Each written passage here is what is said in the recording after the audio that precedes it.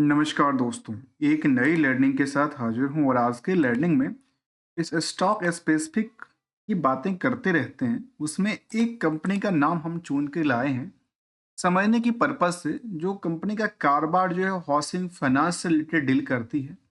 जहाँ कहती है हम दिल में हैं घर बनाते हैं और घर बनाने में कंपनी का फोकस रहा है।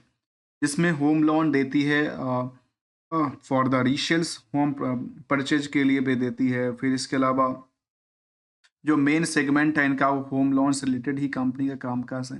SRG housing finance India leading emerging housing financial company के तौर पे कंपनी कामकाज करती है। स्टेटिकल डेटा की बात किया जाए तो यदि हाउस होल्ड्स सब की बात किया तो करीब 18,000 से ज़्यादा की बातें कहती है।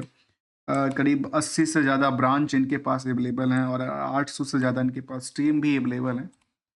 साथ में यदि हम कंपनी को लेकर के चर्चा करें, जहाँ पे ऑफरिंग में देती है होम लोन से लेकर के होम कंस्ट्रक्शन लोन से लेकर के होम ट्रांसफर बैलेंस ट्रांसफर तक की एंड टॉप अप लोन्स बारी चीज़ों पे भी कंपनी का फोकस रहा है।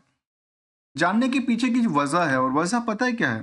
देखिए इनकी फाइनेंशियल पोजीशन यदि हम देखें पिछले कुछ सालों की डेटाबेस के मुताबिक, तो साल दर साल देखें तो इनका नेटवर्थ में लगातार वृद्धि दर्ज करती है।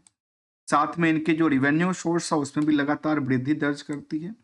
प्रॉफिटेबिलिटी का आंकड़ा जिस मुताबिक जो रिवेन्यू का सोर्स नेटवर्थ बढ़ी उसके मुकाबले काफी कम रहा है, लेकिन सस्टेन करती दिखी है। चार्ट लेवल की तरफ देखेंगे तो ये स्टॉक प्राइस में जब हम इनकी मार्केट की डिमांड की ट्रेंड को जानने की कोशिश करें तो जो मार्केट ट्रेंड रही है वो एक जो रेजिस्टेंस इनके पास हायर रेजिस्टेंस के आसपास की बात किया जाता है, वहां पे ब्रेकआउट करती दिखी है। अब नियर अबाउट कह सकते हैं कि ब्रेकआउट है, नियर अबाउट ब्रेकआउट के आसपास है, 52 वीक्स नियर अबाउट हाई की बात कहते हैं। जबकि लोअर साइड से हायर साइड में काफ़ी अच्छी खासी ग्रो लेवल दर्ज किया। कंपनी का कारोबार से यदि देखा जाए तो कंपनी का जो बुक वैल्यू है 142 है, जबकि वो फिलहाल प्राइस टू बुक वैल्यू 280% बढ़ा है। इंट्रेंसिक वैल्यू 335 है। करंट मार्केट की प्राइस हमने देखा करीब 400 के नियरली पहुंचा है, जबकि हायर टू हायर 415 तक था। अब 250 से लेकर के 400 450 425 के रेंज में मार्केट में पहुंचना और आज भी 400 के आसपास मूव करना मतलब near about the up trend इसको कहती है। यहाँ पे इंडस्ट्रियल की पीई के मुताबिक देखा जाए तो निवेशकों का इंटरेस्ट यहाँ पे इस स्टॉक में 10% ज़्यादा है from the earning per share के अकॉर्डिंगली। नंबर ऑफ शेयर कितने थी? 1,43,00,000 कहती है, जिसकी वजह से मार्केट की क्या करीब 570 करोड़ के आसपास बनती है। मार्केट बहुत बड़ा नहीं है, उसमें प्रमोटर के पास जो कंट्रोल है वो अच्छी खासी कंट्रोल की बात कहती है। ओवरऑल अपने बिजनेस में कंपनी 17% की सेविंग की बात कहती है, जिसको हम नेट इनकम मार्जिन कहते हैं। कंपनी में ऑलमोस्ट कर्ज की सिचुएशंस काफ़ी ज़्यादा है। यदि कर्ज कम होता तो शायद और ज़्यादा बूस्ट हो पाती, जहां आरओसी आरओसी की आंकड़ा 14 से 13% की आंकड़ा दर्ज करती है। डिविडेंड का कोई ट्रैक रिकॉर्ड अभी तक नहीं दर्ज करती नजर आई। कंपनी 1999 में बनी थी। SRG housing providing the loans on retails customer for the construction repairing renovation purchase of residential property and the loans against property भी कंपनी देती है। इसके अलावा मार्केट की कुछ पहल को थोड़ा समझने की कोशिश किया जाए, जो यहाँ के समरी डेटा के बेसिक के मुताबिक यदि हम पिछले सालों की डेटाबेस को देखें, जब हम देख रहे थे तो करीब करीब कह सकते हैं अभी इसका जो ट्रेंड है सेल्स को लेकर के वो लगातार पिक टू एक नई रेजिस्टेंस क्रिएट करती है सेल्स के मामले में। ईयर लास्ट 12 महीने के डेटाबेस जिसमें कंपनी प्रॉफिट भी अच्छी खासी कमा रही है। साथ में जो क्वार्टरली डेटाबेस था कंपनी का वो भी लगातार अभी तक बेटर दिखती है, जो कि पहले इस तरह के रिकॉर्ड कभी दर्ज नहीं किया। प्रॉफिटेबिलिटी का परसेंटेज भी काफ़ी दर्ज करती नजर आती है। यहाँ पे ऑपरेटिंग प्रॉफिट से भी करीब 25% तक की सेविंग फाइनेंशियल मार्जिन रख लेती है कंपनी। जो इंटरेस्ट जो इनकी यदि अदर सोर्स ऑफ इनकम भी देखा है तो करीब बहुत ज़्यादा नहीं, करीब 78 लाख के आसपास अदर सोर्स ऑफ इनकम कहती है क्वार्टर ऑन क्वार्टर डेटाबेस को लेकर के। ओवरऑल हमने ये समझा कि ये फाइनेंशियल्स जो कंपनी है जो कि लोन प्रोवाइड करती है, इस लोन प्रोवाइड करके जहां नॉर्मली इंटरेस्ट रेट कहाँ पे होता है करीब 9% से लेकर के 8 से 9% से लेकर के 18-20%, 24% तक का आंकड़ा दर्ज करती है। उसमें कंपनी ऑलमोस्ट 17% की सेविंग लोन से कर लेती है। जहाँ इस कंपनी को लेकर के यदि हम बैलेंस शीट को देखें तो ये कह सकते हैं कि यहाँ पे कंपनी के पास कर्ज काफ़ी ज़्यादा रहा। क्योंकि कंपनी ऑब्वियसली क्या करती है, इस तरह की कंपनी कर्ज लेती है और कर्ज दूसरे को देती है। यहाँ कर्ज ज़्यादा है, कर्ज लेके कंपनी ने किया क्या, ज़्यादातर इनके पास जो फंड थी वो मार्केट में इन्होंने दूसरे को कर्ज दे रखा है। सीजीआर के मुताबिक और कंपाउंड सेल्स के मुताबिक देखें तो कंपनी का जो सेल्स पैटर्न था, प्रॉफिटेबिलिटी पैटर्न रहा है, स्टॉक प्राइस में लगातार अप ट्रेंड दर्ज करती है। तो ये सब जो है एक ही दिशा में चलती दिखी है जब हम चारों को एक दिशा में अवलोकन करें तो।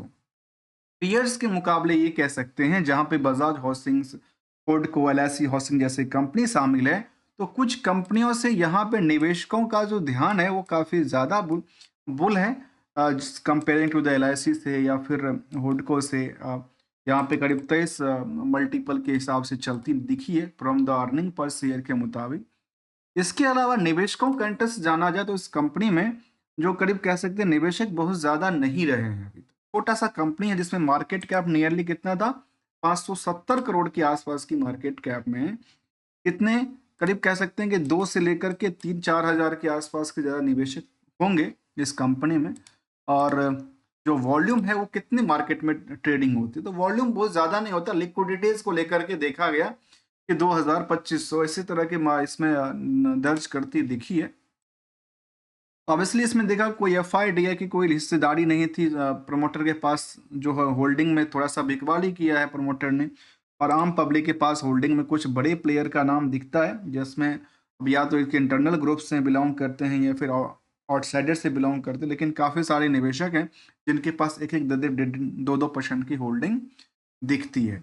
इनके पास यदि रिटर्न की तरफ देखा जाए तो रिटर्न ऑन एवरेज ये कहती है कि यहाँ पे जो है जो सेल्स ग्रोथ था काफ़ी अच्छा रहा 10 सालों की डेटाबेस के मुताबिक, जो अब कहती है। लेकिन अब जो क्वार्टरली रिजल्ट था काफ़ी अच्छा दर्ज करती नज़र आती है पिछले कुछ।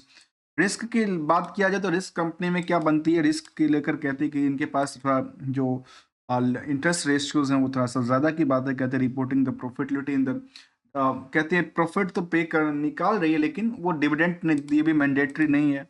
मल्टीपल में भी ज़्यादा ट्रेड नहीं करती, प्रमोटर का होल्डिंग थोड़ा सा डिमेरिट की बात कहती है। लेकिन अपडेट की तरफ देखा जाए तो कंपनी अभी रिसेंटली उनके पास शायद फंड की लगता है कि या तो फंड की ज़रूरत पड़ती है या फिर वो क्या करते हैं अपने एम्प्लॉय को खुश करने के लिए शायद ईएसओपी के थ्रू फंड लेते रहते हैं। तो 16,000 से ज़्यादा इक्विटी शेयर को दोबारा उन्होंने ईएसओपी में लिया था, बेचा है, तो कंपनी के पास कुछ फंड इससे रेज हो जाती है। इसके अलावा यदि हम कुछ और पहलू को देखें तो ये कह सकते हैं कि कंपनी में कुछ डेटाबेस के मुताबिक चार्ट में अच्छी खासी रैली दर्ज करती दिखी है।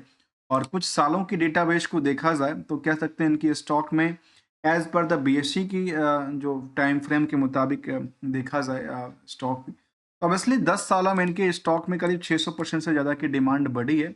और जो डिमांड बढ़ी है वो ऑब्वियसली देखा गया कि हमेशा से डिमांड बढ़ी है कंपेयरिंग टू द सेंसेक्स से, काफ़ी अच्छी खासी बुल रैली क्रिएट करती दिखी है। कई बार तो सेंसेक्स डाउनग्रेड करती है लेकिन ये इनकी परफॉर्मेंस में कमी दर्ज नहीं किया है। ऐसा डेटाबेस हमने यहाँ पे आंकड़ा देखा है।